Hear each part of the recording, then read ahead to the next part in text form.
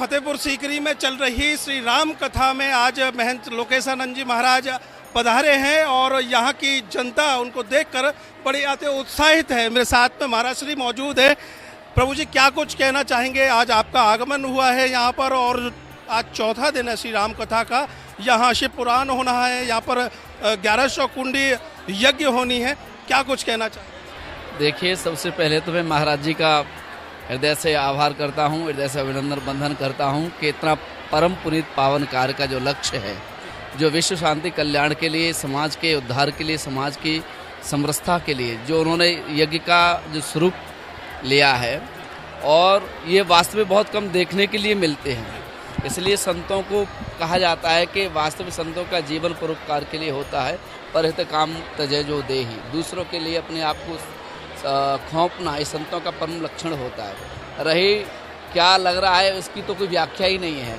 इतना हर्ष आनंद आ रहा है और इतने सभी भक्तों को एकजुट देख करके मैं तो बस सब भक्तों से आपके माध्यम से ये कहना चाहूँगा कि इस कथा में सभी लोग इस यज्ञ में आएँ और सब लोग आकर के तन से, मन से और धन से भी, तीनों स्वरूपों से इस यज्ञ की शोभा बढ़ाएं और अपने हृदय से किसी भी प्रकार की विकार हो, कुरीति हो और दुर्बुद्धि हो, उसका त्याग करके अपनी बुद्धि को नियति में बदल करके और सनातन से जुड़े रहें, सनातन से प्रेम करें, धर्म से जुड़े रहें, धर्म से प्रेम करें। संतों के चरणों में, भगवान की चरणों में उनकी हमेशा नीति बनी रहे, उनकी बुद्धि जुड़ी रहे।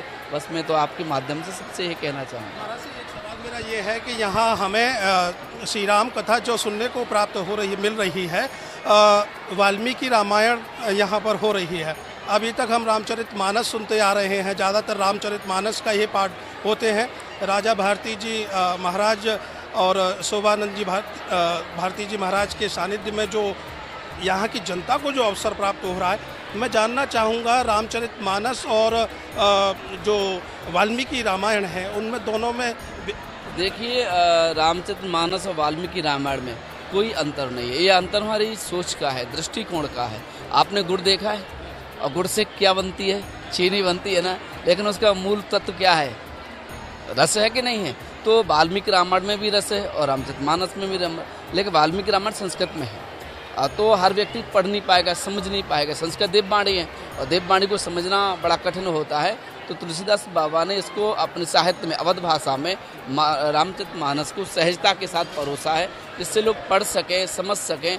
रामायण है क्या? रामायण प्रयोग है, कोई किताब नहीं है। रामायण प्रयोग है, रामायण एक त्याग है, प्रेम है, समर्पण है, श्रद्धा है। जो रामायण पढ़ना अलग विषय है, रामायण को जीवन में लाना बड़ा अद्भुत है। आपको ज्ञात होगा, हम लोग कथा श्रवण करते हैं तो एक बार अयोध्या की गद्दी रो रही थी। क्योंकि अयोध्या की गद्दी इसलिए रो रही थी कि कोसती अपने को कि मेरा कोई दुर्भाग्य हुआ है कि ना तो मुझे राम स्वीकार कर पा रहे हैं, ना भरत स्वीकार कर पा रहे हैं, ना लखन स्वीकार कर पा रहे हैं, ना शत्रुघ्न स्वीकार, मुझे कोई स्वीकार ही नहीं कर रहा है।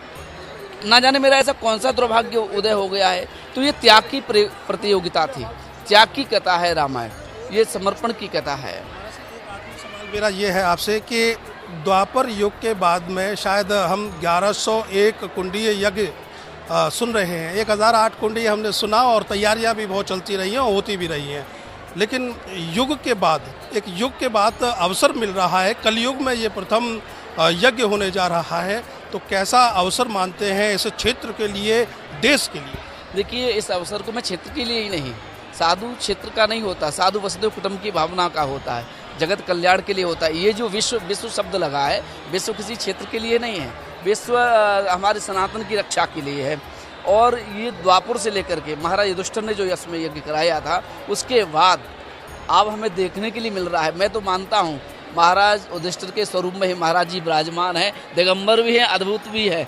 और इन्होंने का जिनका जो पुनीत पावन जो लक्ष्य है 1111 कुंडी यज्ञ का अनुष्ठान कराना, ये यज्ञ का संकेत, यज्ञ का अनुष्ठान वातावरण को पवित्र करना है, अपनी संस्कृति को पवित्र करना है, अपनी प्रकृति को पवित्र करना है। आप देख रहे हैं प्रकृति कितना गड़बड़ हो रही है, दूषित हो रही है। तो यज्ञ ही एक ऐसी है जो प्रकृति को पवित्र करती है, क्योंकि प्रकृति परमात्मा का ही स्वरूप है और परमात्मा प्रश्न यज्ञ के ही द्वारा होते हैं।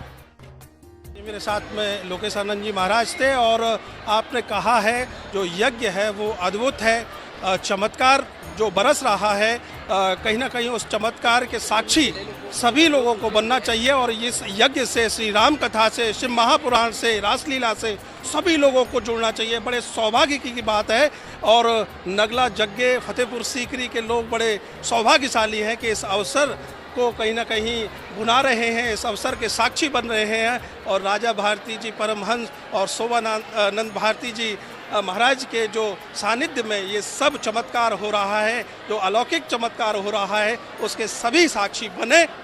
आगे भी नए विचारों के साथ फिर उपस्थित होंगे, तब तक मुझे दीजिए अनुमति। प्रणाम। जय श्री राम।